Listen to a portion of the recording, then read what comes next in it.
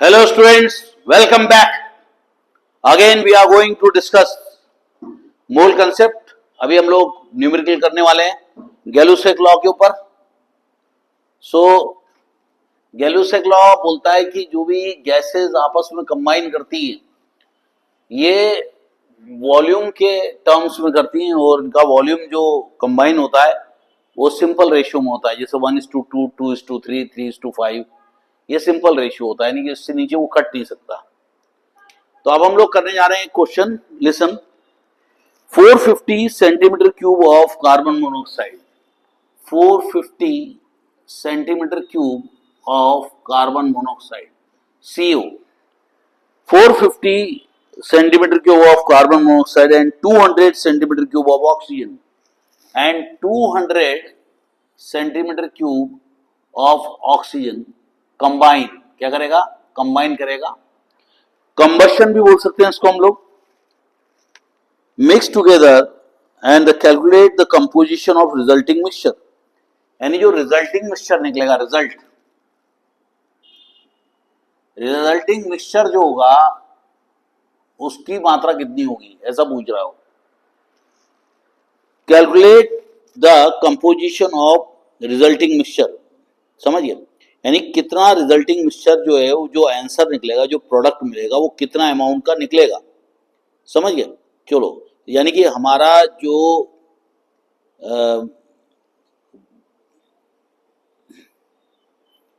Total mixture जो था वो तो 250, हमारा 250 था, है ना. अच्छा, अब हम देखो इस क्वेश्चन को सॉल्व करते हैं. CO plus O2 gives CO2, ये कंबशन है. तो ऐसी जितने भी क्वेश्चन हैं इनको पहले बैलेंस करना बहुत जरूरी है. यहां पर एक कार्बन है, आप क्या करो उसको 2 से मल्टीप्लाई करो तो 2 ऑक्सीजन हो गए, 2 और 2 4 हो गए, तो यहाँ पे भी 2 से मल्टीप्लाई करो तो देखो ये बैलेंस हो गया. बैलेंस करना बहुत इंपॉर्टेंट है. वैसे CO plus half O2 gives CO2 भी होता है, वैसे भी करके कर सकते हैं, लेकिन जरूरत नहीं है, अपन को पूरा होल नंबर में करना है. तो ये रेशियो किसका हो गया? 2:1:2 रेशियो हो गया, यानी कि जितना कार्बन मोनोऑक्साइड कंबाइन करेगा उतना ही CO2 कंबाइन कर मिलेगा. तो ऑक्सीजन कितना सेंटीमीटर क्यूब है? 200. Oxygen, amount of oxygen is 200 centimetre cube. अगर 200 सेंटीमीटर क्यूब है वो तो 1 है, इसका डबल ये भी है, इसका डबल ये भी है, तो उसको 2 से मल्टीप्लाई कर देंगे तो हो जाएगा 400 सेंटीमीटर क्यूब. और ये हो जाएगा आपका और कार्बन मोनोऑक्साइड, कार्बन डाइऑक्साइड हो जाएगा, ये भी 400 सेंटीमीटर क्यूब, क्योंकि डबल है ना. तो अगर 200 सेंटीमीटर क्यूब ऑक्सीजन जो है वो 400 सेंटीमीटर क्यूब कार्बन डाइऑक्साइड से रिएक्ट करेगा, तब जाके 400 सेंटीमीटर क्यूब कार्बन मोनोऑक्साइड से रिएक्ट करेगा, तो 400 centimetre cube carbon dioxide produce होगा. अगर हम लोग अनयूज्ड, यानी कितना कार्बन मोनोऑक्साइड बचा, लेफ्ट, है ना, ये पूछें तो क्या करेंगे? हम लोग माइनस कर देंगे. हमारे पास ये क्या था? कार्बन मोनोऑक्साइड 450 था, लेकिन यूज कितना हुआ? 400. तो 450 माइनस 400 करेंगे तो 50 सेंटीमीटर क्यूब. समझिए, ये आपका अनयूज्ड कार्बन मोनोऑक्साइड है. अब वो पूछेगा कि रिजल्टिंग मिक्सचर कितने का है, तो आपको बोलना पड़ेगा 400 सेंटीमीटर क्यूब, यानी कि कितना वॉल्यूम ऑक्यूपाई करा रिजल्टिंग मिक्सचर ने, वो होगा 400 सेंटीमीटर क्यूब. तो इस तरह के क्वेश्चंस आएंगे, आपको रेशियो पकड़ना पड़ेगा. पहले तो उस इक्वेशन को बैलेंस कर लेना आप लोग, और आपको ये मालूम होना चाहिए कि जब कार्बन मोनोऑक्साइड कंबाइन करेगा तो कार्बन डाइऑक्साइड बनेगा. समझ गए? तो जब भी कोई कंबशन रिएक्शन होता है तो जनरली कार्बन डाइऑक्साइड बनता है और वाटर बनता है ना. तो जैसे आप मीथेन को रिएक्ट कर दो, CH4 प्लस O2, आपको CO2 प्लस वाटर मिलेगा. आप बेंजीन को रिएक्ट कर दो, C6H6 प्लस O2, आपको कार्बन डाइऑक्साइड और वाटर मिलेगा. इसी तरह से आप ग्लूकोज को भी ले सकते हो, कार्बन डाइऑक्साइड और वाटर मिलेगा. आपको बैलेंस करना आनी चाहिए. अब एक और क्वेश्चन यहां पे दिया हुआ है इन लोगों ने, यहां पे एक और क्वेश्चन है नाइट्रोजन का. 1 volume of nitrogen combined with 1 volume of oxygen to form 2 volume of nitric oxide. समझ गए? Calculate the amount of reactant required to produce 250 ml nitric oxide. चलो बहुत अच्छा है, इजीली हम लोग कर लेंगे इसको भी हम लोग करते हैं. बैलेंसिंग तो आनी चाहिए हमको. नाइट्रोजन का कंबशन करेंगे अपन, N2 plus O2 gives NO, है ना, नाइट्रिक ऑक्साइड बना लिया हम लोगों ने. अब इसको हम लोग करते हैं बैलेंस. देखो ये भी दो है, ये भी दो है, आप यहाँ दो लगा दो. ये 1 वॉल्यूम है, ये 2 वॉल्यूम है, यानी ये दोनों 1 वॉल्यूम में रहेगा और ये डबल वॉल्यूम में रहेगा. आपका नाइट्रिक ऑक्साइड कितना है प्रोड्यूस हुआ है वो बताया हुआ है. नाइट्रिक ऑक्साइड प्रोड्यूस हुआ है 250 ml. आप सोचो कि ये 2 ml है तो ये उससे आधा है. आप क्या करो, अगर वैसे होल नंबर में दिखाना पड़ता है लेकिन आप इसको हाफ कर लो. Half N2 plus half O2 gives 1 nitric oxide, है ना. अगर नाइट्रिक ऑक्साइड 250 ml है तो ये उसका आधा, ये उसका आधा है, तो 250 का आधा कितना हो जाएगा, 125 ml, है ना. ये भी हो जाएगा 125 ml. तो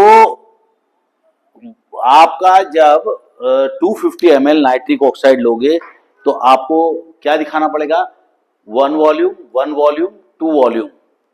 अगर ये डबल है तो ये दोनों इसके आधे होंगे. इस तरह से आप उसको सॉल्व कर सकते थे और इस तरह से गैलुसेक लॉ के क्वेश्चंस आपको सॉल्व करने पड़ेंगे. इसके लिए आपको इक्वेशन बैलेंस करना बहुत अच्छे से आनी चाहिए. इक्वेशन बैलेंस कर लोगे तो ये क्वेश्चन सॉल्व हो जाते हैं, कोई कॉम्प्लिकेशंस नहीं आते. हम लोग एक और क्वेश्चन देखते हैं, उसके बाद आज मूल कंसेप्ट पढ़ेंगे हम लोग. एक और क्वेश्चन देख लेते हैं हम लोग.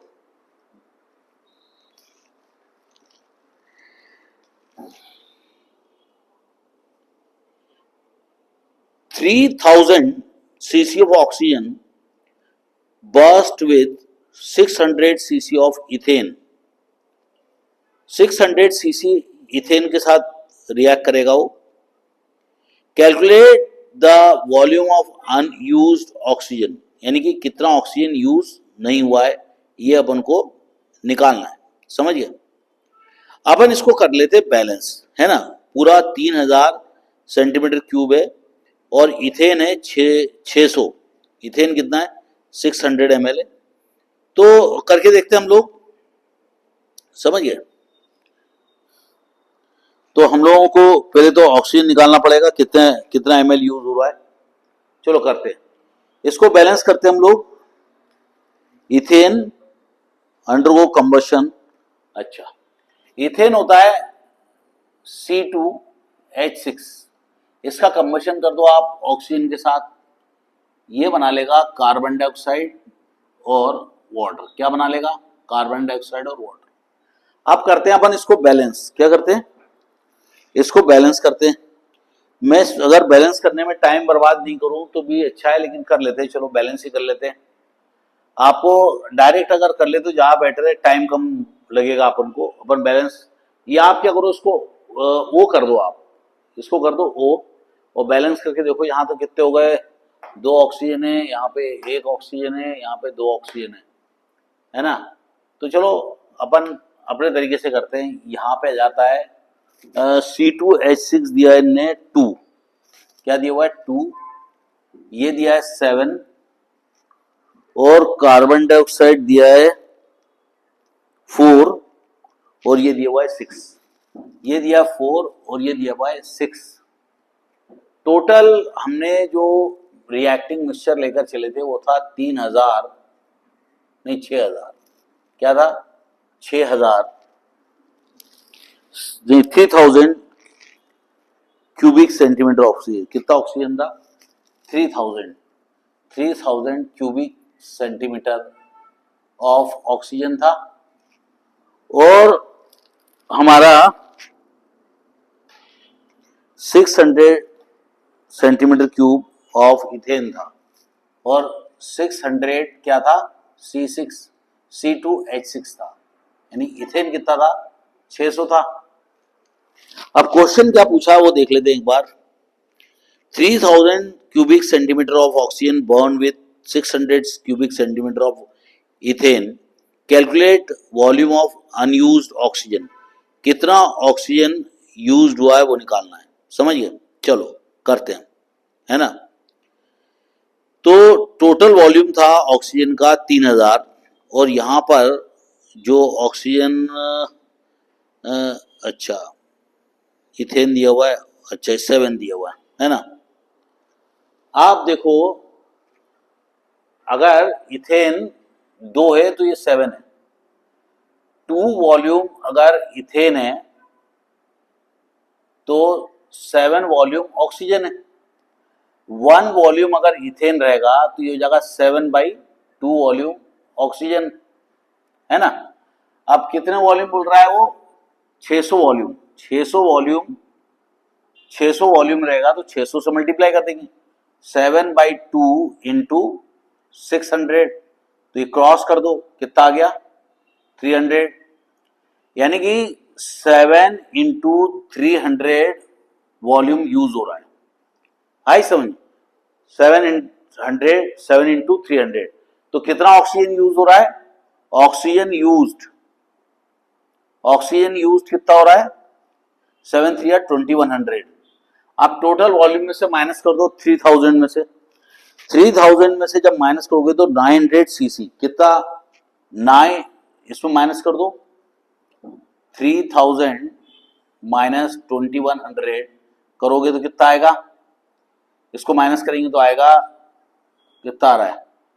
900 आना चाहिए, 900, है ना। तो इसका आंसर आ रहा है 900 क्यूबिक सेंटीमीटर। और इस तरह से आप गैलुसेक लॉ के क्वेश्चन सॉल्व कर सकते हैं। तो आप घबराना नहीं है, आपको क्या करना है कि ये अगर 2 वॉल्यूम था यानी 2 सेंटीमीटर क्यूब था, तो ये 7 सेंटीमीटर क्यूब है, तो एक के लिए निकाल लेंगे और फिर 600 के साथ मल्टीप्लाई कर देंगे तो आपका आंसर निकल आएगा। और इस तरह से आप क्वेश्चंस को सॉल्व कर सकते हो, किसके? गैलुसेक लॉ के। अब हम लोग जा रहे हैं मोल कंसेप्ट के ऊपर। मोल कंसेप्ट के ऊपर जाने से पहले हम लोग एक कंसेप्ट पढ़ लेते हैं कि एटॉमिक मास यूनिट क्या होता है या मॉलिक्यूलर मास यूनिट, ये सब क्या होता है। क्या होता है कि हमारा जो हाइड्रोजन था, पहले ऐसा माना जाता था कि हाइड्रोजन की वैल्यू 1 है, तो जब हम लोग किसी भी मास को 1 से डिवाइड करेंगे तो आंसर तो वही आएगा। तो हम कभी भी रिलेटिव एटॉमिक मास को ही लेते हैं या रिलेटिव मॉलिक्यूलर मास को लेते हैं। तो जैसे आपका क्वेश्चन है कि मान लो आपका सोडियम है 23 ग्राम, तो 23 डिवाइड बाय 1 करोगे आपका आंसर आएगा 23, समझ गए? यही होता है रिलेटिव एटॉमिक मास। अब ये 1 कैसे हो सकता है? तो हाइड्रोजन का 1 तो था नहीं, 1.008 था, इसलिए इन लोगों ने क्या करा, एबंडेंस में कार्बन पाया जाता है और कार्बन का एग्जैक्ट एटॉमिक वेट होता है 12, और इसका 1/12 पार्ट लेंगे, 1/12 पार्ट, और वो हो जाएगा 1। 1/12 क्या हो जाएगा? 1। 1/12 पार्ट ऑफ द कार्बन। तो कार्बन का 12 भाग कितने? 12 ग्राम मान लो। 12 ग्राम का 12वां भाग क्या हो जाएगा? 1 ग्राम। तो कार्बन के 12th पार्ट से डिवाइड कर देते हैं, वही कहलाता है रिलेटिव एटॉमिक मास या मॉलिक्यूलर मास। आजकल तो वर्ड यूज करते हैं एएमयू। एएमयू के एडवांस हो गया यूनिफाइड मास। एएमयू से भी एडवांस क्या हो गया? यूनिफाइड मास हो गया। अब हम लोग क्या करने जा रहे हैं? मोल कंसेप्ट को पढ़ने जा रहे हैं। बहुत अच्छे से पढ़ेंगे बेटा, बहुत इजी कर देंगे हम। क्या होता है कि मैं एवोगैड्रो की एक वैल्यू है, देखो एवोगैड्रो का लॉ क्या बोलता है कि इक्वल वॉल्यूम अगर गैसेस का है और टेम्परेचर भी कांस्टेंट है तो जितने भी गैसेस के मॉलिक्यूल है वो सेम रहेंगे। अगर नाइट्रोजन 1 लीटर है, हाइड्रोजन 1 लीटर है या 1 लीटर ऑक्सीजन है, तो उसके अंदर जो मॉलिक्यूल्स होंगे उनकी मात्रा सेम होगी, ऐसा एवोगैड्रो बोलता है। अब हम लोग मोल कंसेप्ट पढ़ने जा रहे हैं। मोल कंसेप्ट के लिए मैंने एक वीडियो बनाया हुआ है, बहुत प्यारा वीडियो है, 4-5 उसके वीडियो डाले हैं। वो वीडियो में आपको बहुत अच्छा एग्जाम्पल देके मैंने समझाया हुआ है, आप वो पढ़ लेना, लेकिन मैं यहाँ पे डायरेक्ट समझा रहा हूँ। मोल कंसेप्ट के जो क्वेश्चंस आएंगे उसको समझने की बात याद रखना आप लोग इसके अंदर आ जाता है वॉल्यूम, इसके अंदर आ जाता है वेट यानी मास, और इसके अंदर आ जाता है नंबर। ये तीन चीजें हैं जिनको आपको ब्रेन में सेव कर लेनी है। आई समझ? अगर कोई बोलता है कि 23 ग्राम सोडियम है, समझिए, या 24 ग्राम फॉस्फोरस है, या 100 ग्राम सल्फर है, या 20 ग्राम कार्बन डाइऑक्साइड है, या 10 ग्राम वाटर है, समझ गए, या 50 ग्राम सल्फ्यूरिक एसिड है, या 30 ग्राम C6H12O6 ग्लूकोज है, तो आपको क्वेश्चन आएंगे तो आप देखो दिमाग कैसे लगाना है, ज्यादा दिमाग में टेंशन नहीं देने का। ओके, मैं ट्रिक बता रहा हूं, वो ट्रिक को सॉल्व करते जाओ, सारे क्वेश्चन सॉल्व हो जाएंगे। 23 ग्राम, 24 ग्राम रहे, कोई भी ग्राम रहे, आपको ये पकड़ना पड़ेगा कि वो एटम है या मॉलिक्यूल है या कंपाउंड है। वैसे आजकल थोड़ा एडवांस कर दिया, CO2 को भी मॉलिक्यूल बोलने लगे, वैसे कंपाउंड ही होता है। 1:2 रेशियो में ऑक्सीजन और कार्बन और ऑक्सीजन कंबाइन करते हैं।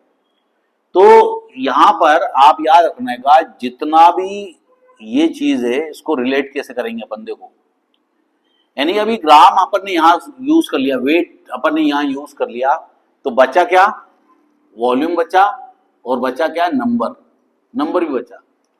अगर कोई कहता है कि 23 ग्राम सोडियम कितना वॉल्यूम ऑक्यूपाई करेगा, 24 ग्राम फॉस्फोरस कितना वॉल्यूम ऑक्यूपाई करेगा, 100 ग्राम सल्फर कितना मॉलिक्यूल कितना वॉल्यूम ऑक्यूपाई करेगा, 20 ग्राम कार्बन डाइऑक्साइड कितना वॉल्यूम ऑक्यूपाई करेगा, या इतने ग्राम में कितने नंबर्स होंगे सोडियम एटम के, कितने सोडियम एटम्स अवेलेबल होंगे, कितने फॉस्फोरस मॉलिक्यूल अवेलेबल होंगे, कितने सल्फ्यूरिक एसिड के कंपाउंड अवेलेबल होंगे। तो आपको एक ही वैल्यू लिखनी है, 22.4 लीटर या 22400 क्यूबिक सेंटीमीटर। और यहां पर जो नंबर है वो 6 के आगे 23 जीरो याद रखना। वैसे तुम्हारे बुक में 6.023 भी हो सकता है या 022 भी हो सकता है, समझ गए, तो 6.023। अगर मैं आपसे कहूं कि 23 ग्राम सोडियम कितना वॉल्यूम ऑक्यूपाई करता है, तो आप फटाक से बोल देना 22.4 लीटर या 22400 सेंटीमीटर क्यूब। अगर वो पूछता है कि 23 ग्राम सोडियम में सोडियम के कितने एटम्स हैं, तो आप बोल सकते हो 6 × 10⁻23 एटम्स, यानी एक मोल में इतने ग्राम ही होता है। अगर कोई बोलेगा 1 मोल सोडियम, ये सब क्या है, 1 मोल है, ये क्या है, सब 1 मोल है। अगर बोलेगा 1 मोल में कितने एटम्स है, तो आप बोल सकते हो 6 के आगे 23 जीरो। एक मोल में कितना वॉल्यूम ऑक्यूपाई करता है, 22.4 लीटर या 22400 सेंटीमीटर क्यूब। ओके, सोच समझ के क्वेश्चन सॉल्व करना। अच्छा बताओ, तुम बताते आना है, 1 मोल सोडियम कितना वॉल्यूम ऑक्यूपाई करेगा, 22.4 लीटर। 1 मोल सोडियम में सोडियम के कितने एटम्स होंगे, 6 × 10⁻23 एटम्स। अगर पूछेंगे 1 मोल फॉस्फोरस के कितने मॉलिक्यूल हैं, मॉलिक्यूल नॉट एटम्स, तो आप लिखोगे 6 के आगे 23 जीरो फॉस्फोरस मॉलिक्यूल है। लेकिन फॉस्फोरस मॉलिक्यूल में फॉस्फोरस के एटम कितने हैं, तो आपको इसको 4 से मल्टीप्लाई करना पड़ेगा, क्योंकि एक मॉलिक्यूल में 4 एटम्स आते हैं। अगर 1 मोल सल्फर कितने ग्राम का होगा, समझिए, वो अलग चीज है। तो अभी अपन ने क्या करा, 100 ग्राम सल्फर कितना वॉल्यूम ऑक्यूपाई करेगा। वैसे ये रॉन्ग है, ये सब रॉन्ग है, ये सब 1 मोल रहेगा। क्या रहेगा, सब 1 मोल, ये क्या रहेगा, सब 1 मोल रहेगा। तो 1 मोल सोडियम, ये सब मैंने बाकी सब गलत कर दिए, ये सब गलत कर दिए, समझिए। तो मुझे क्या करना पड़ेगा, इसकी वैल्यू सही लिखनी पड़ेगी। मेरी गलती हो गई बेटा, मैं कुछ और सोच के लिख दिया था मैंने। तेज सही है, ऊपर वाला सही है, चेंज करता हूँ। फॉस्फोरस होता है, फॉस्फोरस का होता है आपका 30 होता है, 4 3 12, 120 ग्राम। ये क्या हो जाएगा 120 ग्राम। ये हो जाएगा 256 ग्राम। ये हो जाएगा 44 ग्राम। ये हो जाएगा 18 ग्राम। ये हो जाएगा 98 ग्राम। ये हो जाएगा 180 ग्राम। तो अब अगर कोई पूछता है आपसे कि 23 ग्राम सोडियम कितना वॉल्यूम ऑक्यूपाई करेगा, तो आप लिख सकते हो 22.4 लीटर। 120 ग्राम फॉस्फोरस कितना वॉल्यूम ऑक्यूपाई करेगा, तो आप लिख सकते हो 22.4 लीटर वॉल्यूम ऑक्यूपाई करेगा। 256 ग्राम सल्फर कितना वॉल्यूम ऑक्यूपाई करेगा। ये कैसे आया आंसर, क्योंकि इसका होता है 30, एटॉमिक वेट क्या होता है 30, इसका होता है 32, इसका होता है 12 प्लस 16 इंटू 2, इसका होता है 16 प्लस 2 इंटू 1, इसका होता है 2 इंटू 1 प्लस 32 प्लस 4 इंटू 16। आए समझ, ऐसे सारे के सारे एटॉमिक वेट को ऐड करके बनाया जाता है। तो जब सोडियम का एटॉमिक वेट जो रहेगा वही 1 मोल रहेगा, तो 1 मोल में सोडियम कितना रहता है 23 ग्राम। 1 मोल में फॉस्फोरस कितना रहता है 120 ग्राम। 1 मोल में सल्फर कितना रहता है 256 gram. Sulphur molecule not atom. 1 mole में 1 मोल कार्बन डाइऑक्साइड में कितने ग्राम कार्बन डाइऑक्साइड है 44 ग्राम। 1 मोल वाटर में कितने ग्राम है 18 ग्राम। 1 मोल सल्फ्यूरिक एसिड में सल्फ्यूरिक एसिड कितना है 98 ग्राम, क्योंकि सल्फर का हो गया 32, ऑक्सीजन का हो गया 16, 16 4 जा 64 प्लस 32 प्लस 2 करोगे तो 98 आएगा। ये होता 180। कार्बन का होता 12, 12 6 जा 72, ये होता है 12 हाइड्रोजन, और ऑक्सीजन का होता है 16 इंटू 6। इस तरह से सबको सॉल्व करोगे तो 180 आंसर आता है। तो आपको ये अगर टेबल रट गया है तो अपन क्वेश्चंस करेंगे बहुत आसानी से। आप याद रख लो, बिल्कुल अच्छे से याद रख लो, जो उसका एटॉमिक वेट होता है, जो उसका मॉलिक्यूलर वेट होता है, जो उसका कंपाउंड मास होता है, वही 1 मोल होता है। अगर कोई तुमसे बोलता है कि ऑक्सीजन मॉलिक्यूल का 1 मोल ऑक्सीजन मॉलिक्यूल का कितना मास होगा, तो ऑक्सीजन को क्या करो 16 2 जा 32, आप बोल सकते हो 32 ग्राम। कितना रहेगा 32 ग्राम ऑक्सीजन रहेगा 1 मोल में। तो 1 मोल आ गया समझ में आपको। 1 मोल रहेगा तो 22.4 लीटर वॉल्यूम ऑक्यूपाई करेगा।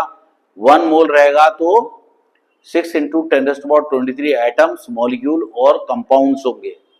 अगर कोई पूछता है कि 1 मोल सोडियम के अंदर कितना सोडियम ऑक्यूपाई करेगा वॉल्यूम, मतलब उसको अपन वेपराइज कर देंगे। 1 मोल सोडियम 22.4 लीटर वॉल्यूम ऑक्यूपाई करता है। 1 मोल सोडियम में 23 ग्राम सोडियम कितना वॉल्यूम ऑक्यूपाई करेगा 22.4 लीटर। 23 ग्राम सोडियम में कितने सोडियम के आइटम्स होंगे 6 इंटू 10⁻23। वैसे 0.023 वैल्यू भी लिखना तुम्हें एग्जाम में। 256 ग्राम सल्फर कितने मॉलिक्यूल्स होंगे 6 के आगे 23 जीरो। 256 ग्राम सल्फर में सल्फर के कितने एटम्स होंगे, तो आपको 8 भी मल्टीप्लाई करना पड़ेगा। 8 इंटू 6 इंटू 10⁻23 आ गया समझ में आपको ये। अब अपन इसके न्यूमेरिकल समझाने की कोशिश करते हैं। अब आपको ये न्यूमेरिकल समझाता हूं।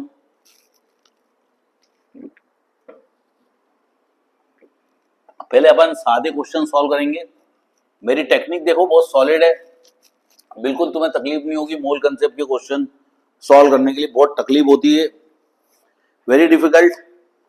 सो नेक्स्ट क्वेश्चन अभी मेरे ख्याल से काफी टाइम हो गया होगा, तो we'll connect soon for the next lecture of mole concept. Bye bye students.